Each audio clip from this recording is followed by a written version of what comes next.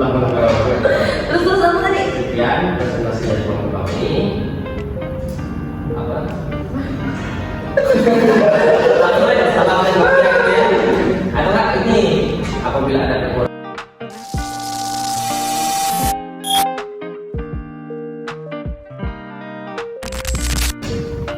Selamat Nadia, kami dari kelompok 10 yang beranggotakan Nama saya Agung Mudasin dengan NIM 2021010025. Saya Indra Dia dengan NIM 2021011009. Saya Grace Firmani 2021010010. Saya Ahli Gunawan dengan NIM 2021010027. Dan yang terakhir saya Muhammad Abdul Wahab NIM 2021010028. Di sini kami akan mempresentasikan analisis sistem rekrutmen berbasis kompetisi di PT Bank Rakyat Indonesia. Selamat dan Daya, kami dari kelompok 10. Di sini kami akan mempresentasikan tentang sistem rekrutmen berbasis kompetisi di PT Bank Rakyat Indonesia atau BRI. Dalam video ini, kita akan mengeksplorasi bagaimana BRI menerapkan pendekatan inovatif di dalam proses perekrutan mereka. Sebelum kita membahas sistem rekrutmen, mari kita mengenal sekilas tentang BRI, PT Bank Rakyat Indonesia Persero. TBK atau BRI adalah salah satu bank terbesar dan tertua di Indonesia. Bank ini didirikan pada tahun 1895. BRI telah berkembang menjadi institusi keuangan terkemuka dengan jaringan terluas di negara ini. Dengan lebih dari 120.000 karyawan, BRI melayani jutaan nasabah melalui ribuan kantor, cabang, unit, mikro, dan agen briling yang terbesar di seluruh Indonesia. Bank ini dikenal karena fokusnya pada sektor UMKM dan perbankan mikro, serta inovasinya dalam layanan perbankan digital. Untuk penjelasan konsep, rekrutmen berbasis kompetensi adalah metode perekrutan yang berfokus pada kemampuan, keterampilan, karakteristik spesifik yang dibutuhkan untuk akses dalam suatu posisi. Di BRI, pendekatan ini memastikan bahwa kandidat tidak hanya memiliki kualifikasi akademis, tetapi juga kompetensi yang sesuai dengan nilai-nilai dan tujuan perusahaan. Implementasi di BRI. BRI menerapkan sistem rekrutmen berbasis kompetensi melalui beberapa tahapan. Yang pertama, analisis jabatan. Tim HR BRI melakukan analisis mendalam tentang posisi untuk mengidentifikasi kompetensi kunci. Yang kedua, penyusunan profil kompetensi.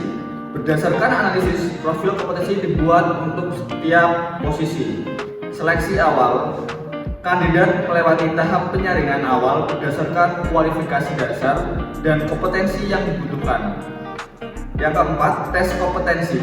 Kandidat menjalani rangkaian tes yang dirancang untuk mengukur kompetensi spesifik. Wawancara berbasis kompetensi. Wawancara menggunakan teknik STAR atau Situation, Task, Action, Result untuk menggali pengalaman kandidat terkait kompetensi yang dibutuhkan. Yang keenam, simulasi kerja. Kandidat dilibatkan dalam simulasi yang mencerminkan situasi kerja nyata di BRI. Dan yang terakhir yaitu penilaian akhir. Tim rekrutmen mengevaluasi hasil keseluruhan untuk membuat keputusan perekrutan. Kelebihan sistem. Sistem rekrutmen berbasis kompetensi di BRI memiliki beberapa keunggulan.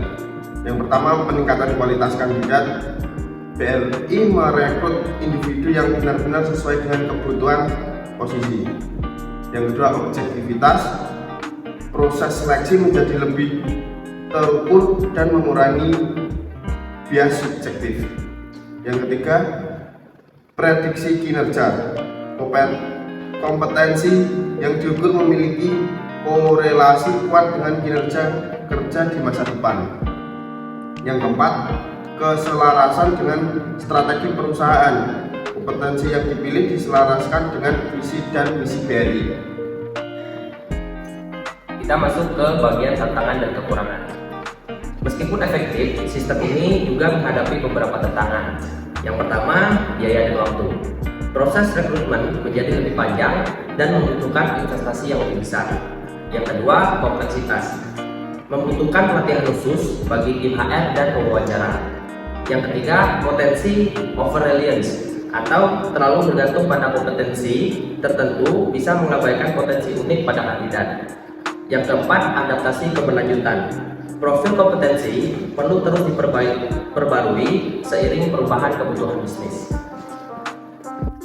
Sistem rekrutmen berbasis kompetensi di BRI telah terbukti efektif dalam mengidentifikasi dan merekrut talenta terbaik. Meskipun ada tantangan, manfaat jauh lebih besar dalam membangun tim yang kompeten dan selaras dengan tujuan perusahaan. Sekian presentasi dari kelompok kami. Apabila ada kekurangan, kami mohon maaf. Sekian, kami tutup. Salam.